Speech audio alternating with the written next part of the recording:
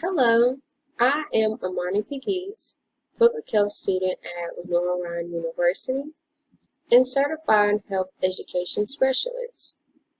Welcome to Embracing Breastfeeding. This online training is intended for expecting mothers. During our discussion, we will talk about benefits of breastfeeding, techniques that can be used, issues that may come up along your breastfeeding journey, and support systems that you can have to help you along the way. So, let's get started.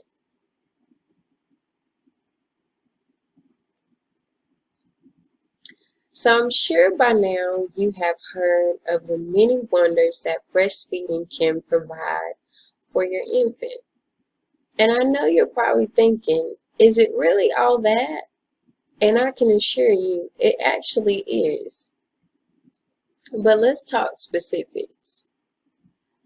So breastfed infants have a lower rate for certain health conditions and diseases. And this is because whenever you breastfeed your baby, disease-fighting cells are expressed through your milk and are transferred from your body to your baby's body. And these disease-fighting cells helps your baby's immune system to be boosted. So whenever your baby's immune system is strengthened, it fights off these diseases and these health conditions that can cause problems. So that is a very good benefit.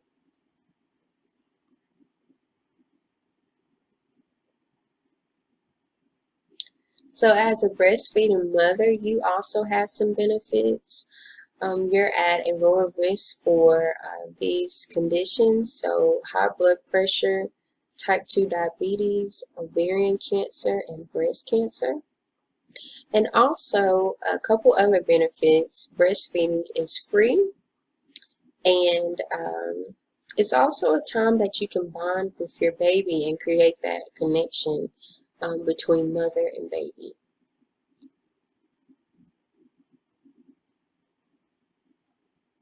So let's talk about some common techniques that are used when breastfeeding.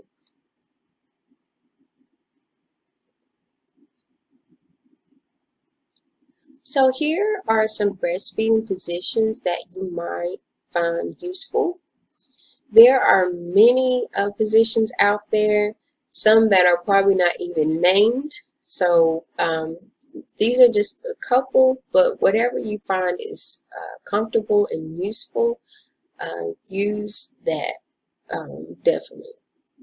So first is the upright position. It's also called the koala position. And here you can see the baby is just sitting on the mother's lap, head rests up against the chest, and breastfeeding is taking place. Under the upright position is the football position. So here the baby is being held diagonal under the breast, and this mother is actually using a nursing pillow. You can buy a nursing pillow, but a regular pillow is fine.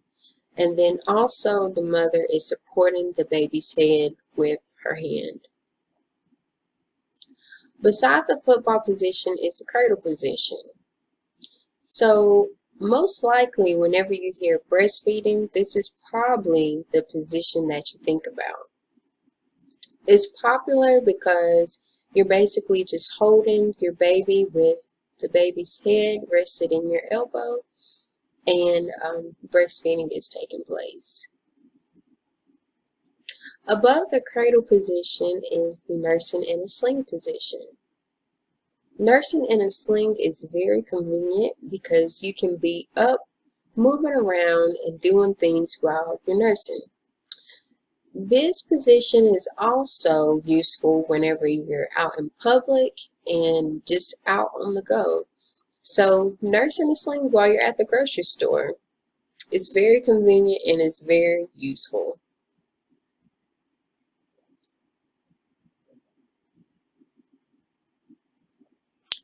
So after you get your position down, then you have to secure the latch. The latch is very important because this is how your baby is going to get the nutrients it needs. So first, line the baby's mouth up with your breast. So remember, it's not just the nipple, it's also the areola, which is the dark area around your nipple. So the baby's mouth should be open and the lips should be perched out, and you can put the baby's mouth up against your breast. And ensure there is a space between the baby's nose and your breast, so breathing is taking place during the feeding. Lastly, you want to sandwich your breast. So this means to hold your breast in like a sandwich motion. And this is kind of like you're squeezing your breast to give your baby a sandwich. And this just helps the milk come out a little bit easier and makes it a little bit easier on your baby to receive the milk.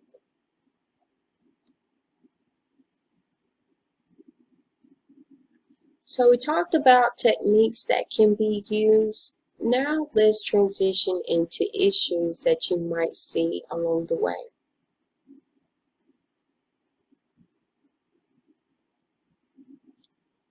The Centers for Disease Control says that over 60% of mothers stop breastfeeding before they want to. And this can be caused by just a variety of factors. Some common factors that can stop breastfeeding are stress, low milk production, which can be caused by medications that you may be on. Also, dehydration. So one thing to remember is that breast milk is made up mostly of water. Breast milk is actually 90% water. So if you are low on fluids and not really drinking enough, you're probably not going to be making enough breast milk. So you might want to keep that in mind.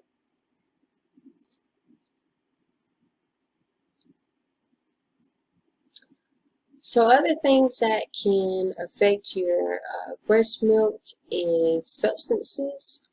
So 3 things that healthcare providers say to either cut out completely or limit is nicotine, caffeine, and alcohol. So with these substances, they can actually be expressed through your breast milk and transferred to your baby. And this is important because they can actually have an effect on your baby, and in some cases actually interfere with your baby's development. So with alcohol, you can have alcoholic beverages on your breastfeeding journey, but the thing is you have to ensure that there has been at least 2 hours between your alcohol consumption before you feed your baby. And this is just to make sure that the alcohol has went through your system and it's not being passed on to your baby.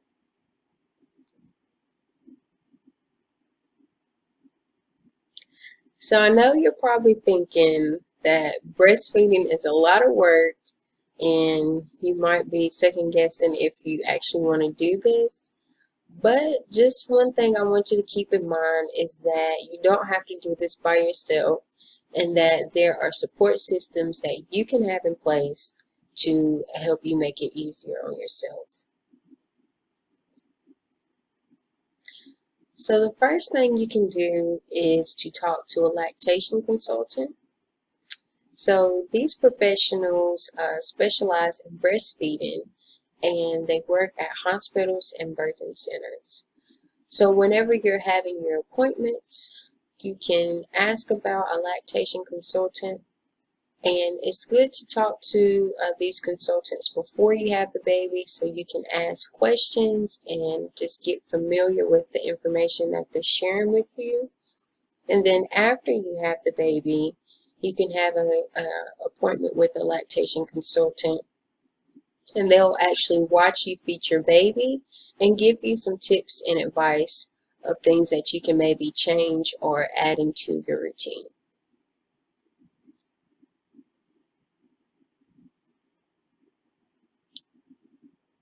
Another good person to have in your corner is a doula, and these are trained health companions that just provide emotional support.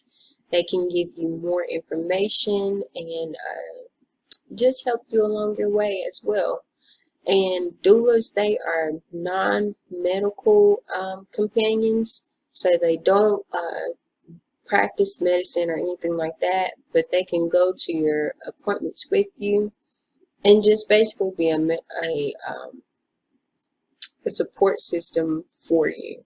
So you can contact a doula to be there with you from the beginning of your pregnancy to after, however long you want to have a doula. There's no limit on that. They are very beneficial because they have a wealth of knowledge and they are able to support you through this.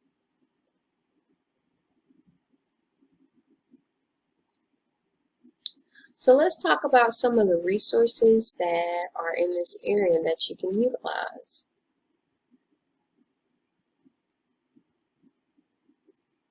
So firstly, both hospitals, CATAWBA Valley Medical Center and Fry Regional Medical Center, have birthing centers.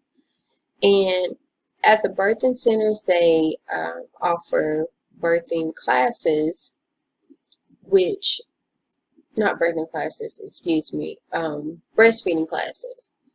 And at the breastfeeding classes, you'll learn about proper storage, more techniques that you can use, issues that you might come up with, materials that you can use like breast pumps and things like that. And then they also have a peer support class to where other mothers that are breastfeeding come and talk about things that are working for them and things that are not working for them. So those are great resources that you should utilize.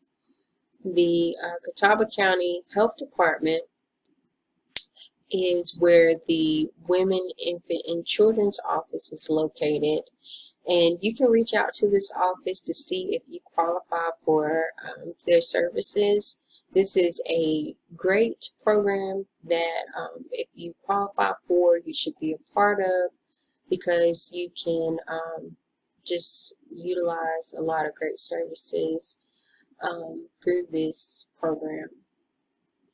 And also the health department offers in-home visits from nurses, and they will talk to you about how everything is going and just give you some advice and listen to you about things that you are experiencing.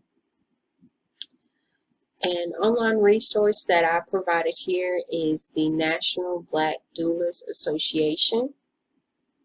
And this website is very helpful because if you are interested in finding a doula, they actually have a doula directory on the website. So you can type in North Carolina and the doulas for North Carolina will pop up.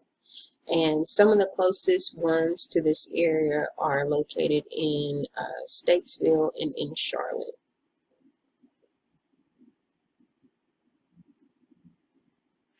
So I would like to thank you for attending the Embracing Breastfeeding training. If you would like to get in contact with me, I have provided my email on the screen. And again, thank you for listening.